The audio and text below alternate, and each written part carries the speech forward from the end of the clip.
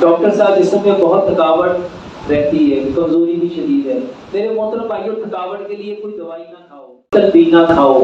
پیارے پیغمبر جناب محمد صلی اللہ علیہ وآلہ وسلم نے فرمایا تلبینہ 70 بیماریوں کی اس میں شفا ہے۔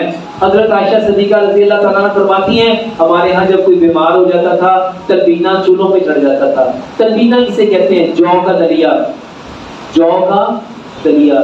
جو کے دلیے میں 2 بادام، 2 کاجو، 2 پستے، 2 اخروٹ، 2-3 چٹکیاں سونف کی، 2-3 چٹکیاں سفید تل کی، 2-3 چٹکیاں چاروں مغز کی، 2-3 چٹکیاں کشمش کی، 2-3 چٹکیاں کچکاش کی۔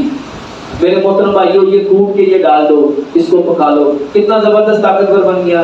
اگر آپ اسے کوئی افورڈ کر سکتا ہے تو میرے محترم بھائیوں اس میں 1-2 چمچ گاجر کا مربع، سیب کا مربع، دہی کا مربع، آملے کا مربع یہ ڈال دو۔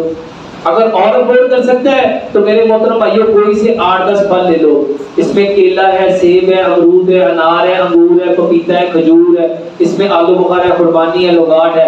میرے محترم بھائیوں ایک ایک دانہ گرائنڈر میں ڈال کے اس کا جوس بنا لو۔ جو کا دلیا ٹھنڈا کر کے اس جوس کو اس کے اندر ملا دو، اس کو مکس کر کے ٹھنڈی جگہ پہ رکھ دو۔ میرے محترم بھائیوں تھوڑا سا صبح کھاؤ، تھوڑا سا دوپہر کھاؤ، تھوڑا سا شام کھاؤ، یہ بہترین علاج ہے۔